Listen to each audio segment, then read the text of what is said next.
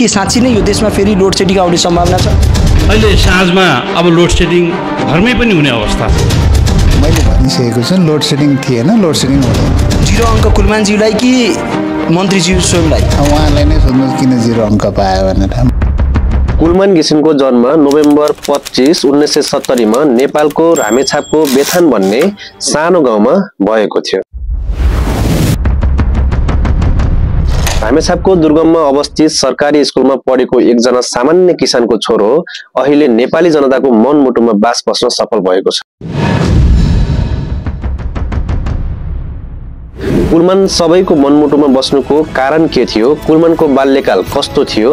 अहिले कुलमान के गर्दैछन्? कुलमानलाई हटाउन कसले खोज्दैछ? ऊर्जा मन्त्री दीपक खड्का र विशेष गरी सरकार नै कुलमान पछि किन लागिरहेका छन्? यो सबै कुरा यो भिडियोमा समावेश गर्ने कोसिस गर्नेछु, जहाँ कुलमानको बाल्यकालदेखि लगेर अहिले के कस्तो भइरहेको छ सबै चर्चा गर्नेछु। भिडियो अन्तिमसम्म हेर्नुहोला। अन्तिममा ऊर्जा के भन्छन् भन्ने सेक्सनमा मेरो केही धारणा रहनेछ, त्यो पनि सुन्नुहोला। कुलमानलाई श्रेय नदिँदै गर्दाखेरि भारतलाई चाहिँ श्रेय दिउँ भन्नतिर चाहिँ तपाईँ परै पुग्नुभयो अलि, होइन? त्यो आज पनि हामी भारतबाटै विद्युत आयात गरिरहेछौँ। आजै पनि 1000 मेगावाट भन्दा बढी हामीले भारतबाट आयात गरिरहेका छौँ। त्यो त किनिएको हो नि त, पसलबाट सामान किन्नुभयो भने बेच्दिनु पर्यो नि त। गाउँमा टुकी बालेर पढेका कुलमान बिजुली त काठमाडौँ आएपछि मात्र देखेको। उनी भन्छन्, बिजुली देख्न साथ मेरो गाउँ बेथानमा पनि एक दिन बिजुली बालेरै छोड्छु भनी कसम खाएको थिए। नभन्दै आफ्नो गाउँ बेथानमा त बिजुली बाले नै, साथै देशभरि बिजुली बाल्न सफल पहिलो व्यक्ति बन्न पुगे। सधैँ प्रथम हुने कुलमानको प्राथमिक शिक्षा गाउँमै बित्यो। 5 कक्षा पास गरेपछि दाइहरूसँग काठमाडौँ आएका कुलमान काठमाडौँ स्थित बानेश्वरमा दाइहरूसँग बस्न थाले। कुलमानको दाइको थान्काको व्यवसाय थियो। कुलमान भन्छन्, दाइहरूले मलाई सरकारी स्कुल बाल सेवा माध्यमिक विद्यालय कक्षा 7 मा भर्ना गरिदिनु भयो। त्यहाँ पनि प्रथम भएकै कारणले शिक्षकहरूले पनि यति राम्रो पढाइ भएको केटालाई केही समय भए पनि बोर्डिङ स्कुलमा भर्ना गर्न सल्लाह दिनुभयो। सरहरूको यो सुझावलाई दाइहरूले स्वीकार गर्दै बोर्डिङमा भर्ना गरिदिए र त्यहाँ पनि प्रथम भए। सधैँ प्रथम हुने जादु के हो भनेर कुलमानका परिवार लगायत उनका साथीहरू सोध्ने गर्थे। अनि कुलमान हाँसेर भन्थे, मेरो मेहनत हो। एसएलसीमा पनि बोर्डमा पढ्ने आश गरेका कुलमान 4 नम्बर नपुगेकै कारण उनका साथी महेश ढकाल बोर्डमा पढ्न सफल भए। उनी कुलमानको ब्याचका सेकेन्ड बोय थिए। अस्कल क्याम्पसमा आइएससी गरेका कुलमान छात्रवृत्ति पाएर भारत स्थित जमशेदपुरबाट सन् 1994 मा बीएससी इलेक्ट्रिकल इन्जिनियर गरेपछि 2051 तिर स्वदेश फर्केर नेपाल विद्युत प्राधिकरणमा 7औं तहको इन्जिनियरको जागिरी भए। प्राधिकरणको काम गर्दा गर्दै कुलमानले चिलिमेको जिम्मेवारी पाए। जति बेला उनी 7औं तहबाट 10औं तहमा पुगिसकेका थिए, त्यति बेला चिलिमेले 1000 मेगावाट पनि नेपालबाटै बनाउन सकिन्छ भन्ने आँट दिएको थियो। तर विडम्बना, चिलिमेको शेयर जनताको हातबाट दलालले फुत्काउन थालेपछि कुलमान घिसिङले एउटै गाउँको लगभग 7 करोड बराबरको शेयर फिर्ता गराउन सफल भए।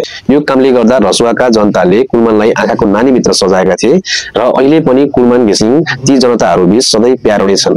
तर दुर्भाग्य भनौं अथवा राजनीतिक खेल भनौं, कुलमानलाई आयोजनाबाट तानिएर कुलमान केन्द्रमा आएपछि उनले करिब 2 वर्षसम्म कार्यालय जाने, हाजिर गर्ने र घर फर्कने काम मात्र भयो भनेर कुलमान बताउँछन्। कुलमान घिसिङलाई दोस्रो पटक 2078 साउन 27 गते प्राधिकरण कार्यकारीको रूपमा 4 वर्षको लागि नियुक्ति गरिएको थियो। अहिले त उनको कार्यकाल सकिन अब मात्र 4 महिना रहँदा पनि तर अहिले केही बिचौलिया र राजनीतिक हस्तक्षेपले कुलमानलाई हटाउन हात धोएर पछि परेको देखिन्छ। अब कुरा गरौं कुलमानको कार्यकाल सकिन मात्र 4 महिना हुँदा पनि किन बिचौलिया र सरकार कुलमानलाई हटाउनलाई पछि पर्यो त? यो सबै किन भइरहेको छ भन्ने कुरा बुझ्नलाई केही इतिहासहरू पल्टाएर हेर्नुपर्ने हुन्छ।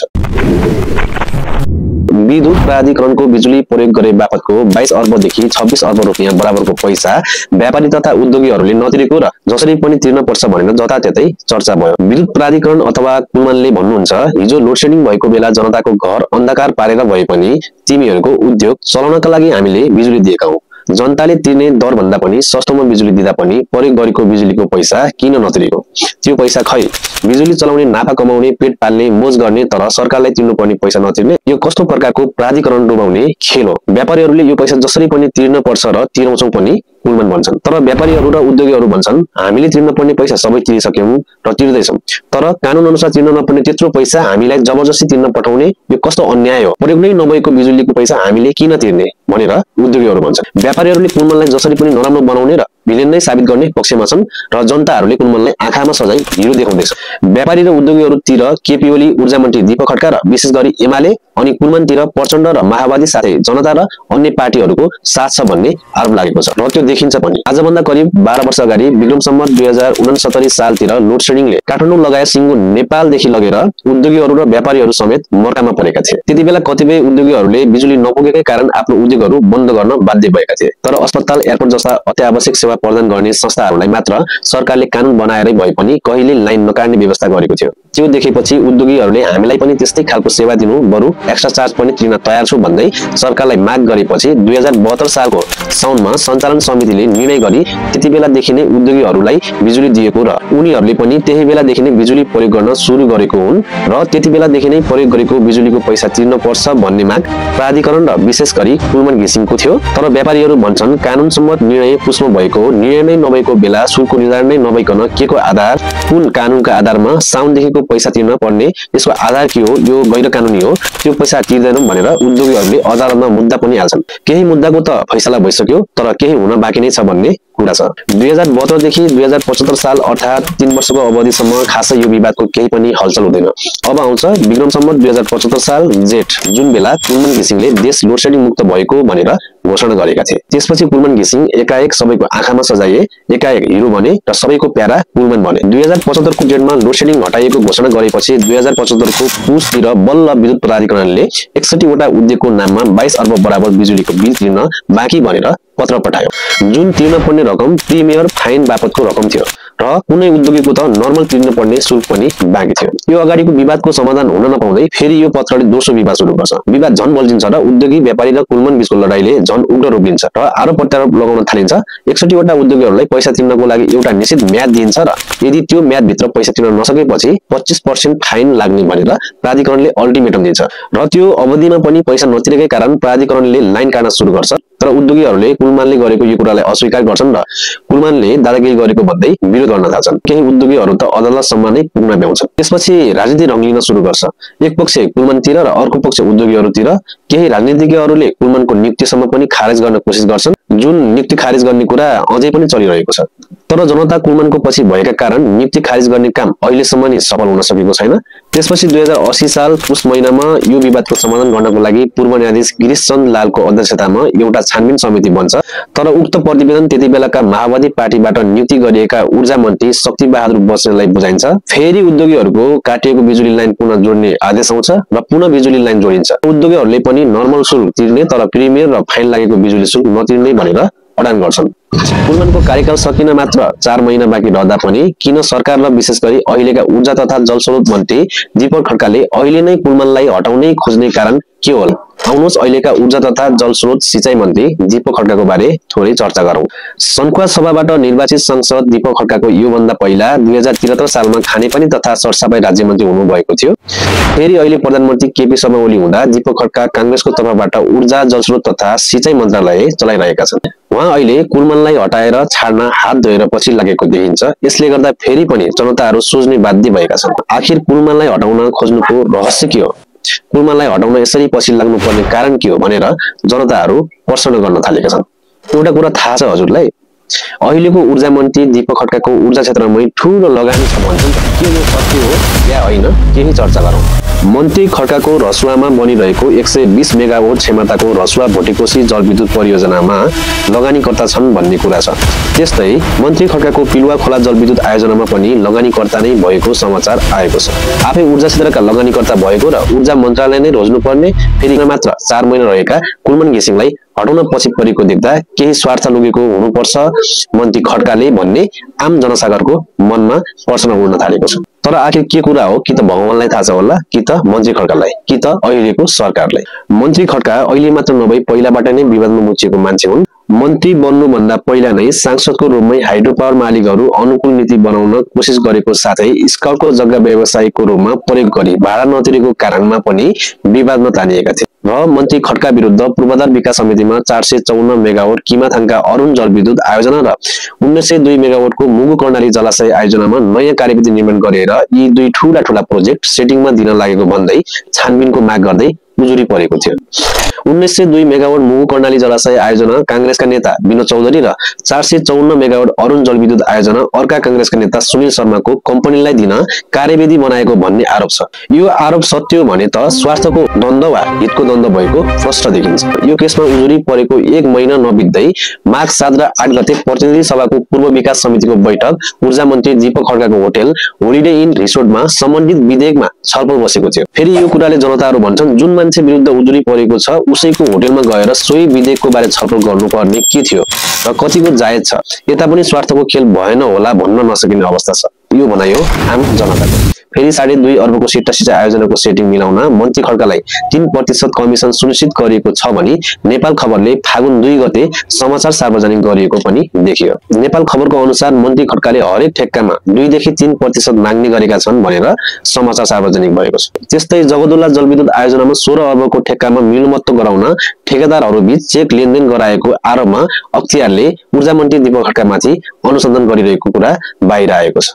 अब कुरा गरौं ऊर्जा मन्त्री दीपक खड्काले कुलमानलाई हटाउनको लागि के कतिसम्म गरे र गर्दै पनि छन् त। दीपक खड्का ऊर्जा मन्त्रीमा नियुक्ति हुने बित्तिकै प्राधिकरणका 184 कर्मचारीलाई आफूले चाहेको विभिन्न ठाउँमा सरुवा गर्न खोजेका थिए, तर कुलमान घिसिङले कुनै पनि कर्मचारीलाई सरुवा गर्न दिएनन्। त्यस्तै गरी मन्त्री खड्काको अन्य मनपरी निर्णयमा कुलमानले साथ दिएनन्। त्यस्तै लोड सेडिङको समयमा नागरिकलाई अँध्यारोमा राखेर भए पनि उद्योगीहरूलाई वितरण गरिएको ट्रङ लाइन र डेडिकेटेड लाइनको बिजुली महसुस नबुझाएकै कारण कुलमानले उद्योगीहरूको लाइन नै काट्न सुरु गरे। यो कुरा बिचौलिया र मन्त्री खड्कालाई मन परेन। कुलमानले आफ्नो अन्डरमा काम नगरेको भन्दै मन्त्री खड्काले बोर्ड बैठक राखेर 3 पटकसम्म लाइन काटिएको उद्योगीहरूको लाइन जोड्न पनि लगाए। ट्रङ लाइन र डेडिकेटेड बिजुली मामिलामा ऊर्जा मन्त्री जहिले उद्योगीहरूको सपोर्ट गर्दै बोलेको सुनिन्छ। आखिर किन होला साथीहरू, कुलमान सही होलान् कि मन्त्री दीपक खड्का? आफ्नो विचार कमेन्टमा राख्दै गर्नु होला। फागुन 23 गते एउटा कार्यक्रममा बोल्दै गर्दा मन्त्री खड्काले प्रयोग गरेको बिजुलीको बिल तिर्ने दायित्व उद्योगीहरूको भएको, तर उक्त कार्यक्रममा कुलमानले झुट्टा विवरणको आधारमा उद्योगीहरूलाई बिल तिराउन ठिक होइन भन्दै इन्डाइरेक्ट रूपमा भए पनि कुलमानलाई आरोप लगाएको जस्तो सुनिन्छ। नेपाल विद्युत प्राधिकरणले विद्युत वितरण, प्रसारण र विद्युत उत्पादनमा वार्षिक अरबौं रुपियाँको ठेक्का निकालेको हुन्छ। यो सबै ठेक्का कसलाई दिने र कसलाई नदिने भन्ने भूमिका विद्युत प्राधिकरण कार्यकारी निर्देशकको हुन्छ, जुन पदमा अहिले कुलमान घिसिङ छन्। कुलमानको कार्यकालमा कुनै पनि ठेक्काहरू आफ्नो कम्पनीलाई नदिएको भन्दै केही बिचौलियाहरू खुसी छैनन्। यिनै बिचौलियाहरूले आफूले ठेक्का नपाएकै कारण र अझै कुलमानको कार्यकाल हुँदासम्म आफूले ठेक्का पाउने छैनौं भनेर बिचौलियाहरू कुलमानलाई जति सक्दो चाँडो हटाउने पक्षमा छन् र हटाउनकै लागि सरकारलाई दबाब दिइरहेका छन्। तर अहिलेसम्म कुलमान पछि नहटेर बिचौलिया र सरकारको काम पूरा हुन दिएका छैनन्। नेपाली जनताहरूले पनि कुलमानलाई साथ दिएको देखिन्छ। अब कुलमानको कार्यकाल सकिन पनि मात्र 4 महिना बाँकी छ। तर पनि कुलमानलाई जसरी पनि दबाब दिनकै लागि भए पनि मन्त्री खड्काले प्राधिकरणको केन्द्रीय कार्यालयमा आफ्नो लागि छुट्टै कार्यकक्ष बनाएका छन्। अनुगमनका लागि कुलमान बाहिर गएका बेला मौका छोपी प्राधिकरणको केन्द्रीय कार्यालयमा आफ्नो कार्यकक्ष बनाएका थिए। कुलमानलाई प्राधिकरणबाट हटाउने योजनाले ऊर्जा मन्त्री दीपक खड्का आफू मन्त्री भएकै कारण कुलमान घिसिङलाई किन नहटाउने भनी बेला बेला कुलमानलाई स्पष्टीकरण सोध्ने गर्छन्। तर जति नै हटाउने प्रयास गरे पनि ऊर्जा मन्त्रीले घिसिङलाई हटाउन सकिने कुनै ठोस कारण भेटेका छैनन्। हालको सरकारले कुलमानलाई 0 नम्बर दिएको छ र मन्त्री खड्काले लोड सेडिङ हटाउनुको श्रेय कुलमानलाई नभई भारतलाई दिएको छ। तत्कालीन समयमा लोड सेडिङ अन्त गरेको श्रेय भारतलाई जानुपर्छ। त यो बरु हामीले हाम्रा छिमेकीहरूलाई धन्यवाद दिउँ न। हाम्रो आवश्यकता परिपूर्ति गरिदिएकामा भारतलाई धन्यवाद दिउँ। 400 मेगावाट उहाँहरूलाई चाहिँदै पनि 450 मेगावाट हामीलाई किन्न दिनुभयो।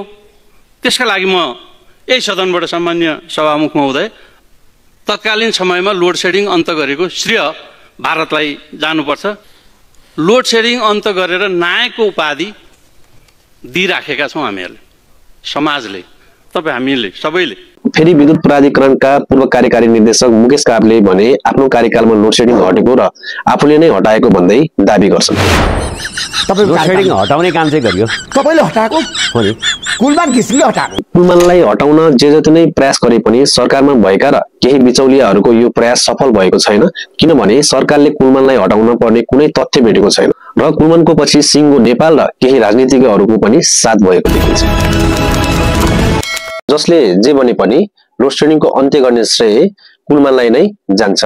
यो मैले मात्र भनेको होइन, यो सिङ्गो नेपाली जनताले भनेको, जसले कुलमान घिसिङ प्राधिकरण कार्यकारी हुनुभन्दा पहिले कयौं दिन अन्धकारमा बिताउनु परेको। कुलमान घिसिङको टिम ठुलो नै छ, जसले कुलमान घिसिङको अभियानलाई साथ दियो। यो कुरा कुलमान आफैले भन्ने गर्छन्। लोड सेडिङ अन्त्य गर्न सहयोग गर्ने हाम्रो पुरै टिम छ, म एक्लैले गरेको होइन। फेरि मलाई अनौठो लाग्ने कुरा के हो भने बिचौलिया र सरकारले बारम्बार हटाउन खोज्नको कारण के होला? जुन मन्त्री आउँछ कुलमानकै विरुद्धमा जान्छ, कहिले पूर्व मन्त्री त कहिले को मन्त्री। तर म के भन्छु भने जनता जनार्दन हुन्, जनता भन्दा माथि कोही छैन। त्यसैले कुलमानले पनि गल्ती गरेका छन् भने प्रमाण सहित बाहिर ल्याउन जरुरी छ। तर होइन बिना गल्ती कुलमानलाई हटाउनकै लागि राजनीति गरिँदैछ भने आखिर किन, के को लागि, के स्वार्थको लागि? कार्यकाल सकिन मात्र 4 महिना बाँकी रहेको कुलमानको पछि लाग्नु उचित होला त भन्ने आम नेपाली जनताको चासो बढिरहेको छ। अन्तिममा के भन्छु भने यदि कसैले भ्रष्टाचार गरेको छ र त्यही स्वार्थको लागि हटाउन खोजिँदैछ भने नाम सार्वजनिक गर्न नसके पनि कोले यस्तो गरेको छ उहाँहरूको घर घरको लाइन काटिदिँदा उपयुक्त होला। भिडियो अन्तिमसम्म हेरिदिनु भयो, केही सुझाव सल्लाह छ भने कमेन्टमा लेखिदिनु होला। अनि कुलमान सरकार र विशेष गरी ऊर्जा मन्त्री दीपक खड्का बीचको विवादलाई कसरी हेर्नु भएको छ आफ्नो विचार पनि कमेन्टमा राख्नु होला र अन्तिममा च्यानललाई सब्स्क्राइब गर्नु भएको छैन भने त्यो पनि गर्नु होला। पक्कै पनि भिडियोलाई अरूमा शेयर गरिदिनु हुनेछ भनी आशा राख्दै बिदा हुन्छु। धन्यवाद।